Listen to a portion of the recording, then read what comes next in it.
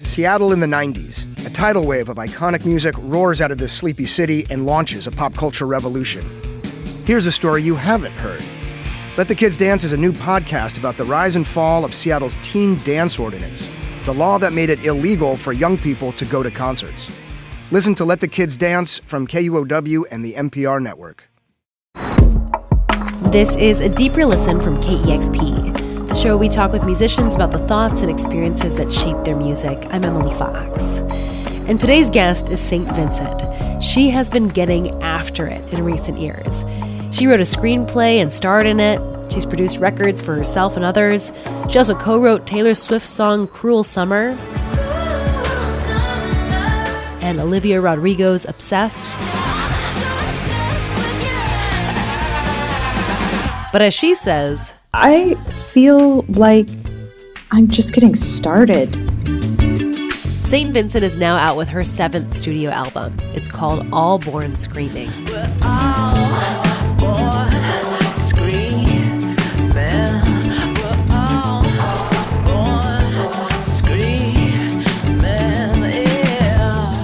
The album takes you on a sonic journey through genres and emotions. There's a moment in this title track where you feel like you're going back into your mother's womb after you've emerged screaming.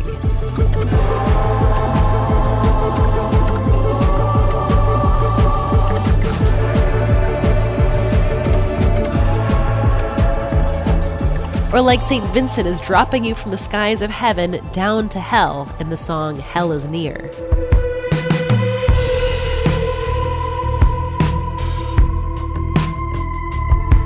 Then there's St. Vincent's voice. It conveys so many different textures and emotions, from vulnerability in the song Reckless,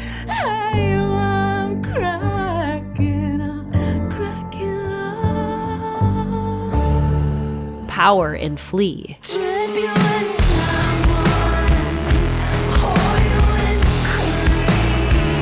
she gives lounge singer vibes in Violent Times.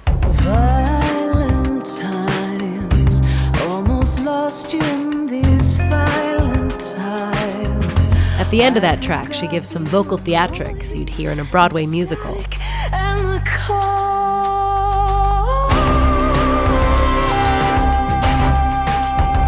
She also seems to embody characters in this album, like a broken man in the song A Broken Man. Hey, what are you looking at? Like you've never seen a broken man. Or a menacing flea in the song Flea. I'm just like a hungry little flea. Or a catwalking Prince persona in Big Time Nothing.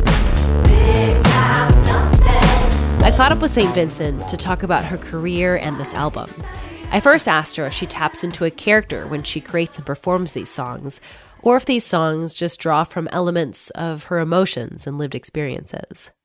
All of the songs are just me. There's no character, there's no persona.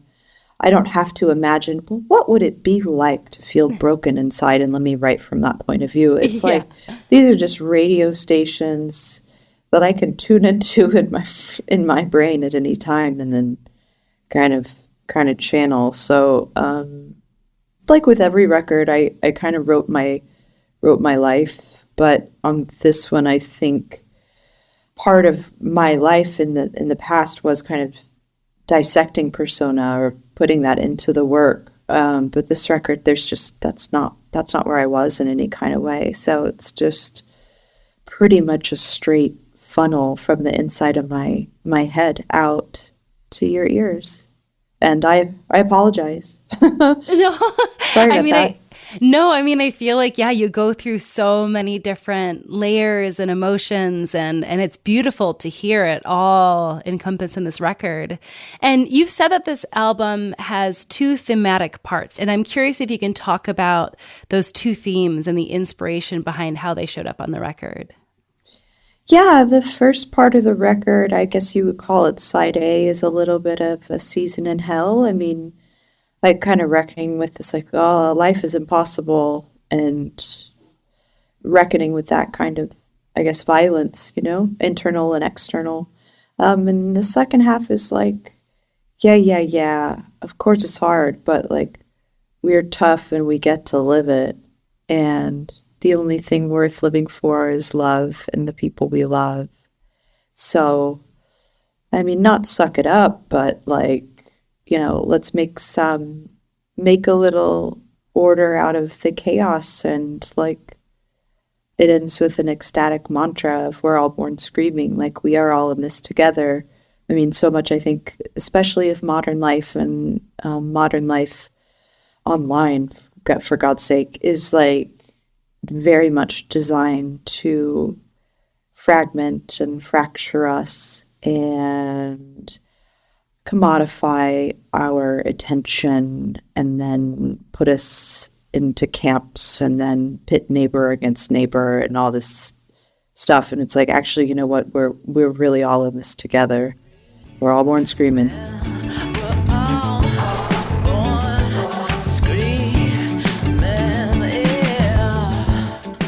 And there's a powerful line in your song, Reckless, where you sing, I've been mourning you since the day I met you. I've been mourning you since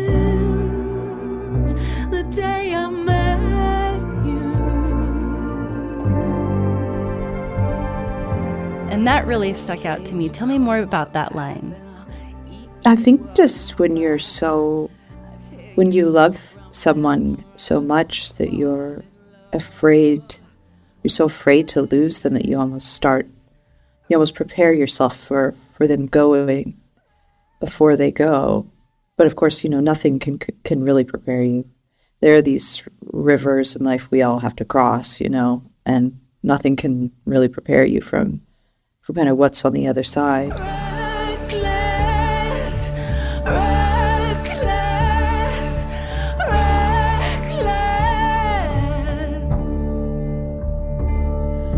If your love was an anchor and I am lost at sea, I hear the riders calling, they're calling for me. You also paint a vivid story in the song, The Power Is Out. Monday morning, subway station, pushes pushing, races racing, came the message on the station, the power's out across the nation. And ladies and gentlemen, it seems we got a problem. The man on my screen said just as somebody shot him. Tell me more about the song and the story you're telling there and where the inspiration for the song came from. I will be totally transparent and tell you that, like, it's obvious that I love David Bowie, as we all do. And The Power Is Out to me is just like Bowie's 5 years for 2024. Pushing through the market square, so many mothers sighing. News had just come over, we had 5 years left crying. News guy wept and told us Earth was really dying. And it's, I think we've collectively over the past number of years dealt with a whole lot of loss and tumult and change, and we kind of are still picking up the pieces, and I think we're kind of going to be picking up the pieces for a while. But The Power's Out is sort of the scene, a scene from that.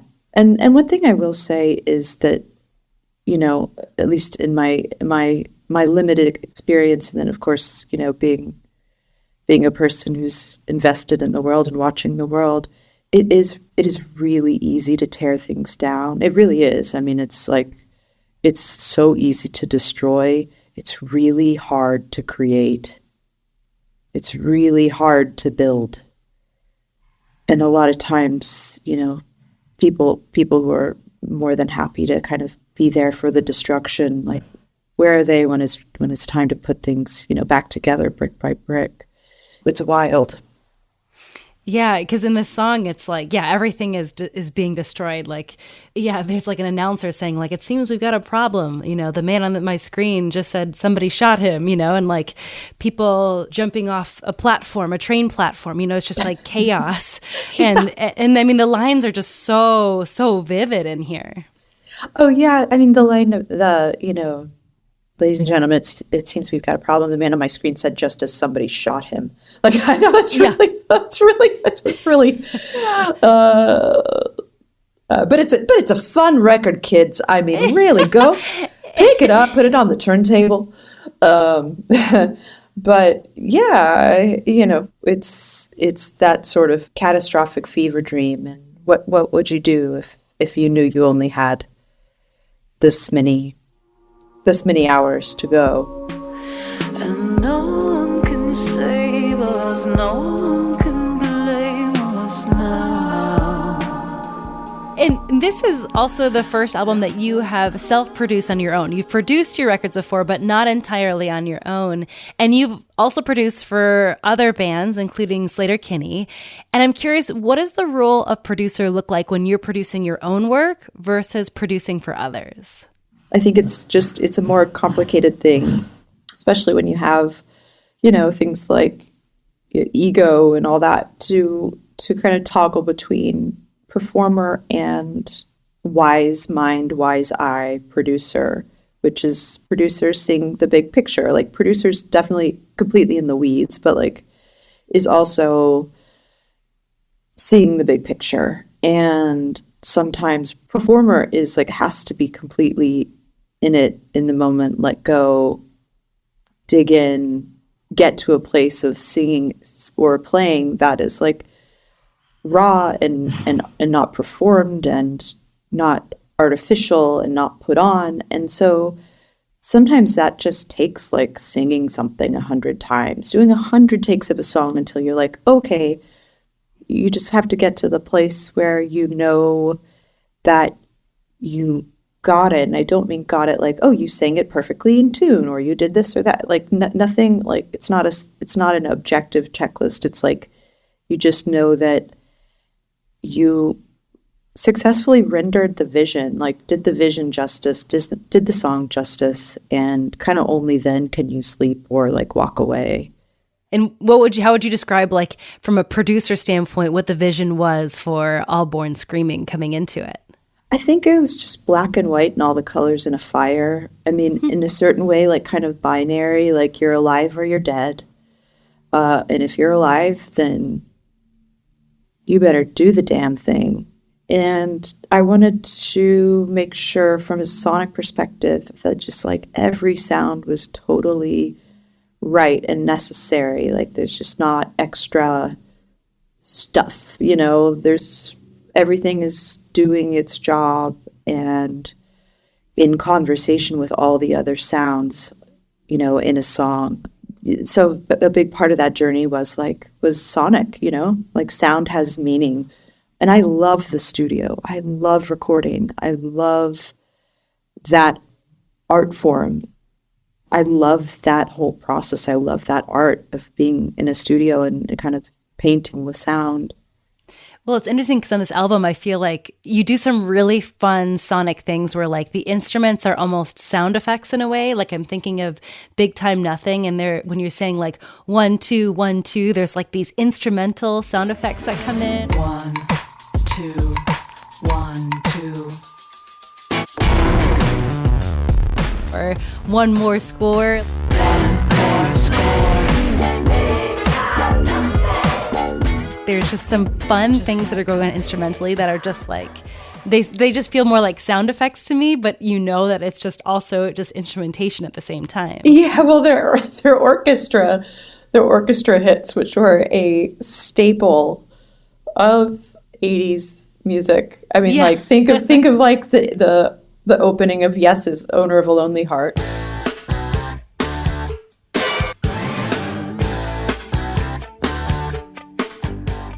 Or like Rhythm Nation.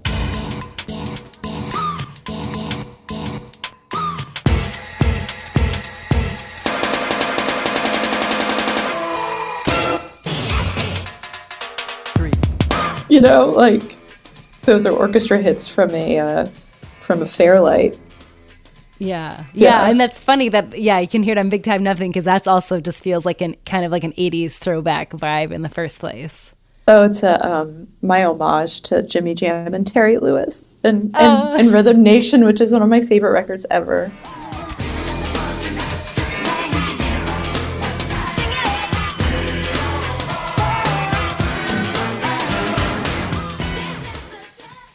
You've just done so much in your career. You've made 7 albums, produced records, written and starred in the film Nowhere In, covered Prince for a Grammy tribute.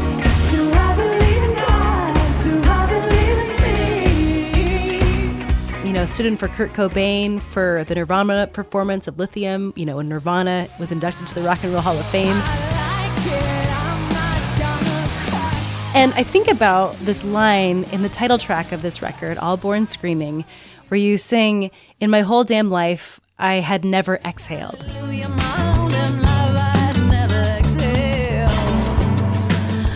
And I'm wondering, do you feel that way considering just everything that you've done? I mean, I feel like I'll always kind of toil under the sort of Damocles a little bit. I feel like I'm just getting started. And everything you listed is like, that's so cool. And it sounds, when you're listing it, it just sounds like somebody else did it or it happened to somebody else. Like, that's so, wow, wild. But I really feel like I'm just getting started because, like, I love making records. I really do. I love records specifically as an art form, right? Like about 45 minutes of music is like what you want. It was this arbitrary technology that became this art form. But I think there's some real magic to a record. So I feel like I with All Born Screaming, I kind of feel like I made my best one. So I feel like I'm just getting started. Like I know so much more now and I can't wait to make another one because, hopefully, although I know that's not always the case with artists. It's not always just sort of a straight line and every record they get better and better. But I mean, Bowie put out his best record or one of his best records ever the day before he died. So as long as you are like following the muse and like just honoring the thing and not trying to like necessarily grab the brass ring or, throw music under the bus, as long as you're like true to it, hopefully it'll continue to, reveal itself to you. I was a pantomime of a modern girl. Those were the days and I was miserable. A karaoke version, living's hallelujah. My own damn life, I had never exhaled. Well, we're all born screaming. We're all born screaming. We're all born screaming.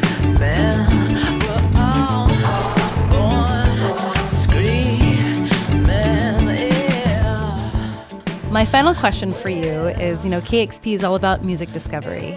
And so we would love a music recommendation from you. What is a song that you think everyone should hear? A song that's either moved you and stuck with you, throughout your life, or a song that you're just really loving right now? Oh my God. Well, this one's going to be a little easy because my friend Kate LeBon, who helped me so much making this record and is an incredible artist, incredible producer. You probably already know her, but Kate, her last record, Pompeii, just blew my mind. And there's a song on it called Wheel, which is the last song on the record. And I just listened to it on, maybe like a wheel, I just listen to it on repeat whenever I need it, which is often. So Kate LeBon. I could reside to the opulence of abstract optimistic love. Raise a glass in a season of ash. Pour it over me, over me.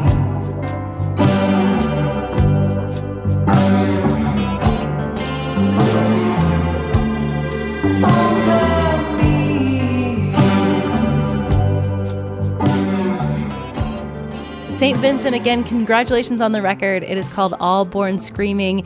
St. Vincent will be performing in the Bay Area May 24th through 26th and will perform at Thing Fest in Carnation, Washington on August 9th. Thank you so much for your time today and congrats on the record. Oh, thank you so much. Yay. That was the show today. As the Sound and Vision podcast has transitioned to a deeper listen, I would love to hear what you think. You can send feedback to deeper@kexp.org.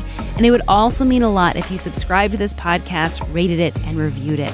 Doing that, rating it, reviewing it, subscribing to the podcast is basically free, crowdsourced advertising, which means a lot to KEXP. KEXP is a publicly funded radio station. People, not corporations or shareholders, allow us to do what we do.